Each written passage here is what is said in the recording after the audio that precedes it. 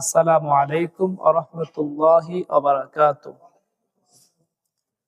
মহান আল্লাহ সুবহানাহু ওয়া তাআলার দরবারে লাখো কোটি শুকরিয়া আদায় করছি। আল্লাহ সুবহানাহু ওয়া তাআলা আমাদেরকে দয়া করে মায়া করে আল্লাহ পাক রব্বুল আলামিন আমাদেরকে সুস্থ রেখেছেন, সুস্থতার মতন মহান নিয়ামত আমাদেরকে দান করেছেন। এই জন্য আমরা মসজিদে আসতে পেরেছি, বলি আলহামদুলিল্লাহ। দুরুদ ও সালাম পেয়ারা নবী সাল্লাল্লাহু আলাইহি ওয়াসাল্লামের উপর, যে নবীজি সাল্লাল্লাহু আলাইহি ওয়াসাল্লামের উম্মত বানিয়ে আল্লাহ রাব্বুল আলামিন আমাদেরকে শ্রেষ্ঠত্ব দান করেছেন। তাই নবীজির প্রতি একবার দরুদ শরীফ পৌঁছে দিই, বলি সাল্লাল্লাহু আলাইহি ওয়াসাল্লাম। পেয়ার হাজিরিন, পবিত্র শাবান মাস আমাদের উপর ছায়া বিস্তার করেছে। কি মাস? শাবান মাস। রজব মাস যখন আগমন করবে, আল্লাহ নবী সাল্লাল্লাহু আলাইহি ওয়াসাল্লাম আমাদেরকে দোয়া শিখিয়ে দিয়েছেন, আল্লাহুম্মা বারিক লানা ফি রজব ওয়া শাবান ওয়া বাল্লিগনা রমাদান। হে আল্লাহ পাক রব্বুল আলামিন, আপনি আমাদেরকে রজব এবং শাবানের বরকত দান করুন এবং রমজান পর্যন্ত আমাদেরকে হায়াত দীর্ঘায়িত করে দিন, বলুন না সুবহানাল্লাহ। আল্লাহ রাব্বুল আলামিনের কাছে আমরা প্রার্থনা করব, আল্লাহ রাব্বুল আলামিন যেন আমাদেরকে মাহে রমজানের রোজাগুলো যেন আমাদেরকে সুন্দরভাবে পালন করার জন্য যেন প্রস্তুতি নেওয়ার তৌফিক দান করেন, বলি আমিন। শাবান মাসটা হচ্ছে রমজানের জন্য প্রস্তুতিমূলক মাস। কি মাস? রমজানের জন্য প্রস্তুতিমূলক মাস। এই জন্য আজকে যদিও শাবান মাসের 1 তারিখ না, তারপরও একেবারে রজব মাসের শেষ তারিখ আজকে রাত্রে হয়তো চাঁদ দেখা যাবে। আগামী মাস কাল থেকেই শাবান মাসের গণনা শুরু হবে। এই জন্য আমি রমজানের প্রস্তুতিমূলক শাবান মাসের মর্যাদা বরকত বোঝানোর জন্য আজকের খুতবা নিয়েছি শাবান মাসের ফজিলত সম্পর্কে, আর পাশাপাশি সালাম সম্পর্কে। সালাম দেওয়া সুন্নাত। সালাম দেওয়া কি? সুন্নত। আর জবাব দেওয়া হচ্ছে ওয়াজিব। আল্লাহ পাক রব্বুল আলামিন বলেন, ওয়া ইযা হুয়্যিতুম বিতাহিয়াতিন ফাহাইয়ু বিআহসানা মিনহা আও রুদ্দুহা। আল্লাহ রাব্বুল আলামিন বলেছেন, তোমাদেরকে যখন কেউ অভিবাদন করবে, সালাম দিবে, তখন তোমরা ওই ব্যক্তির চেয়ে, যে ব্যক্তি তোমাকে সালাম দিছে তার চাইতে উত্তম ভাবে তার সালামের জবাব দিবা। কোন সুবহানাল্লাহ। কেউ যদি আমাকে সালাম দিল আসসালামু আলাইকুম, আমি সালামের জবাবটা কিভাবে দিব? ওয়া আলাইকুমুস সালাম ওয়া রাহমাতুল্লাহি ওয়া বারাকাতুহু। এভাবে কেউ যদি আমাকে বলে আসসালামু আলাইকুম ওয়া রাহমাতুল্লাহ, আমি বলবো ওয়া আলাইকুমুস সালাম ওয়া রাহমাতুল্লাহি ওয়া বারাকাতুহু। কেউ যদি আমাকে বলে আসসালামু আলাইকুম ওয়া রাহমাতুল্লাহি ওয়া বারাকাতুহু, তাহলে আমি বলবো ওয়া আলাইকুমুস সালাম ওয়া রাহমাতুল্লাহি ওয়া বারাকাতুহু ওয়া মাগফিরাতুহু। এভাবে আপনি ওয়া মাগফিরাতুহু ওয়া সালাতুহু ওয়া জান্নাতুহু ওয়া রিদওয়ানুহু বলে বাড়াতে পারেন। সুবহানাল্লাহ। যত অক্ষর বাড়াবেন ততই 10 নেকি করে আল্লাহ রাব্বুল আলামিন বৃদ্ধি করে দিবেন, বলুন না সুবহানাল্লাহ। সম্মানিত প্রিয় হাজিরিন, একজন মুসলমান আরেকজন মুসলমানের সাথে ভালোবাসা বৃদ্ধি পায়, তার অন্যতম একটি আমল হচ্ছে সালাম। কথা বললেন না? একজন মুসলমান আরেকজন মুসলমানের সাথে যে আমলের মাধ্যমে ভালোবাসা বৃদ্ধি পায়, তার অন্যতম একটি আমল কি? সালাম। আল্লাহর পেয়ারা হাবিব রাসূল পাক সাল্লাল্লাহু আলাইহি ওয়াসাল্লাম ইরশাদ করেছেন, আন আবি হুরায়রা রাদিয়াল্লাহু তাআলা قال قال رسول الله صلى الله عليه وسلم لا تدخلوا الجنة حتى تؤمنوا ولا تؤمنوا حتى تحابوا لولا أدلكم على شيء إذا فعلتموه تحاببتم أفشوا السلام بينكم رواه مسلم। হযরত আবু হুরায়রা রাদিয়াল্লাহু তাআলা থেকে বর্ণিত মুসলিম শরীফের হাদিস। পেয়ারা নবী রাসূল পাক সাল্লাল্লাহু আলাইহি ওয়াসাল্লাম ইরশাদ করেন, তোমরা ততক্ষণ পর্যন্ত বেহেশতে প্রবেশ করতে পারবে না যতক্ষণ পর্যন্ত না তোমরা মুমিন না হবা। আর তোমরা ততক্ষণ পর্যন্ত মুমিন হতে পারবে না যতক্ষণ না পর্যন্ত তোমরা একে অপরকে ভালো না বাসো।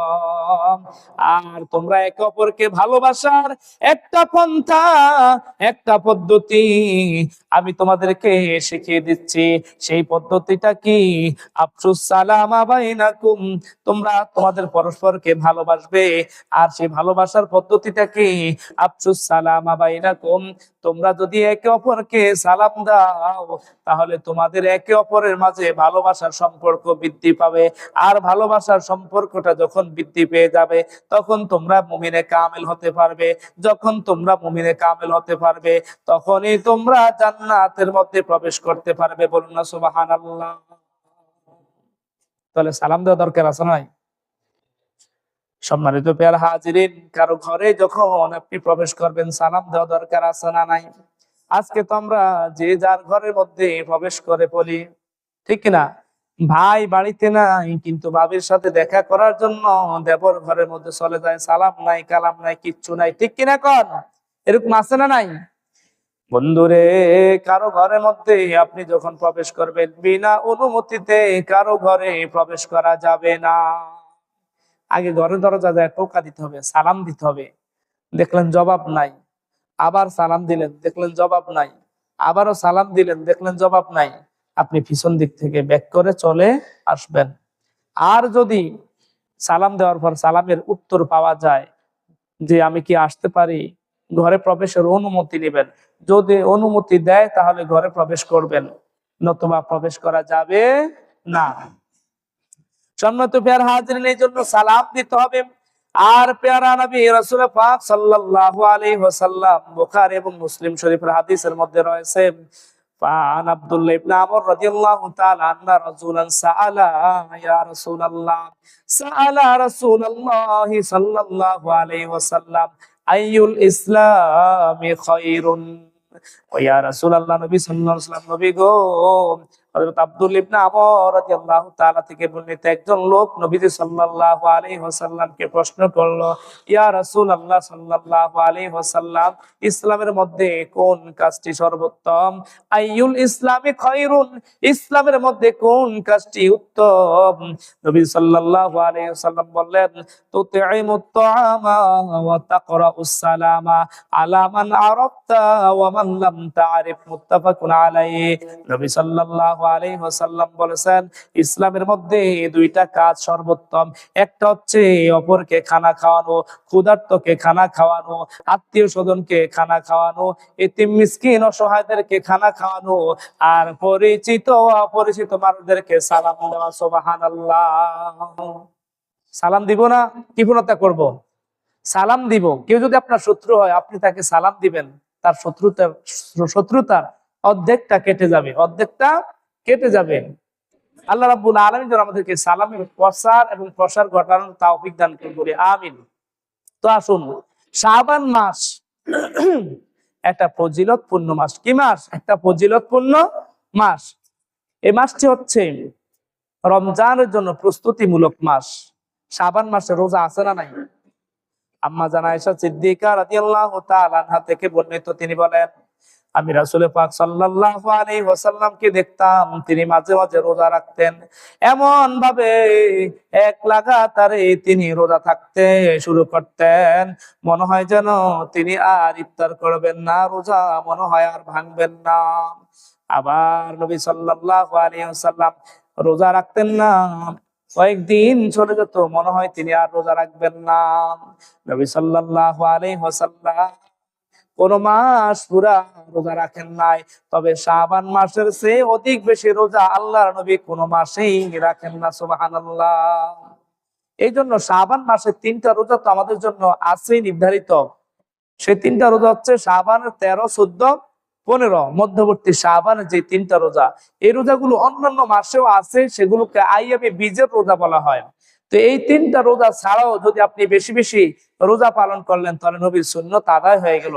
কেননা নবীজি সাল্লাল্লাহু আলাইহি ওয়াসাল্লামও শাবান মাসে বেশি বেশি রোজা রাখতেন, আমরাও শাবান মাসে বেশি বেশি রোজা রাখবো। রাজি আছে না নাই?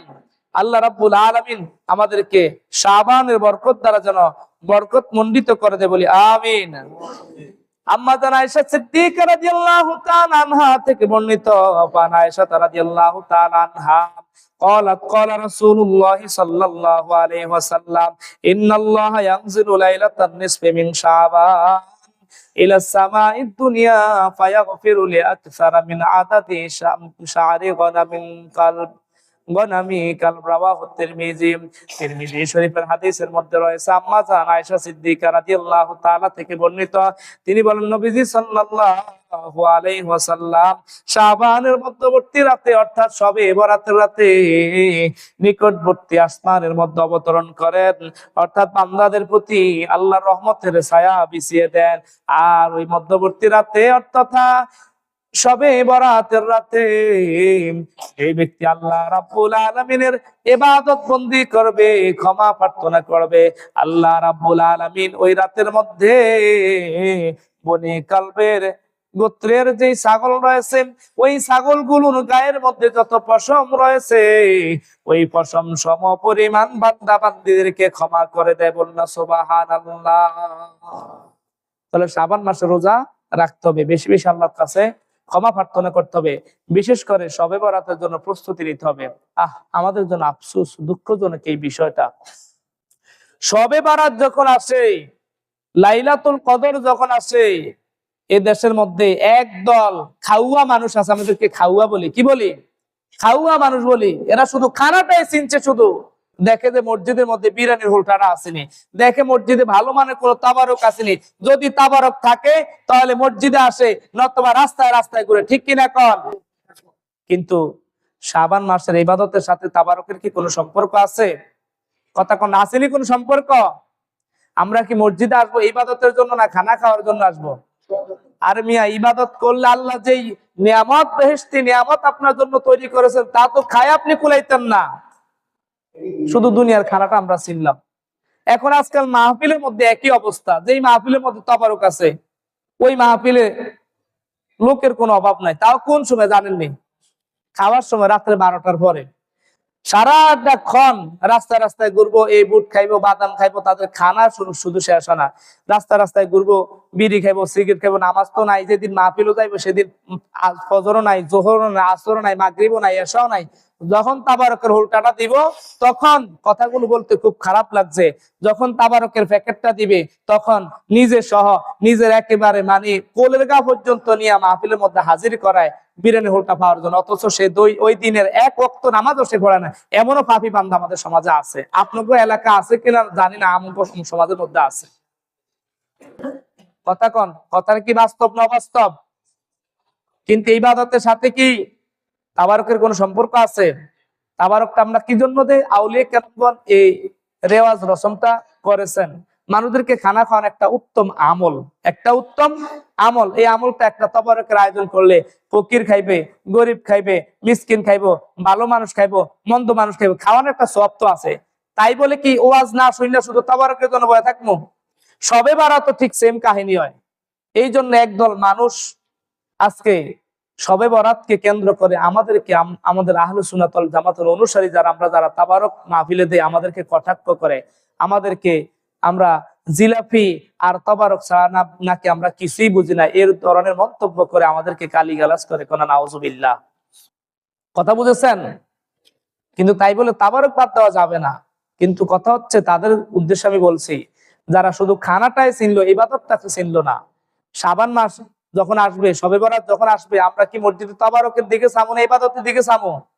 আল্লাহ সন্তুষ্টি অর্জনের জন্য আমাদের কাপনাগা বাজার জামে মসজিদ, আলহামদুলিল্লাহ, এই একটা জিনিস আমি ভালো দেখছি, শবে বরাত আর শবে কদরে একেবারে পুরা মসজিদ ফুলফিল, পুরা মসজিদ ভরপুর হয়ে যায়। বলা তাবারক থাকুক আর না থাকুক, অর্থাৎ ইবাদতের প্রতি একটা উৎসাহ, উদ্দীপনা এটা থাকতে হবে আমাদের। কিন্তু আমাদের ইবাদতের প্রতি উদ্দীপনা নাই। এই মসজিদও ঠিক সেম কাহিনী আমি বিগত দিনে দেখছি। সম্মানিত ফিয়ার হাজির, এই সমস্ত বদ অভ্যাস থেকে আমরা এই দূরে সরে আসতে হবে। আমরা ইবাদতের দিকে ধাবিত হতে হবে। ইবাদতের মাধ্যমে আল্লাহ নৈকট্য হাসিল করতে হবে। আমরা রাজি আছি না নাই? শাবান মাসে বিশেষ করে 3টা রোজার প্রতি আমরা খেয়াল রাখবেন। শাবান মাসের 13, 14, 15 আরেকটা খুতবা তো সামনে আছে ইনশাআল্লাহ, জুমা তো আছে, সেই জুমা পড়লে দিব আপনারা কোন দিন রোজাগুলো রাখবেন। আর বিশেষ করে শবে বরাতের জন্য প্রস্তুত থাকবেন।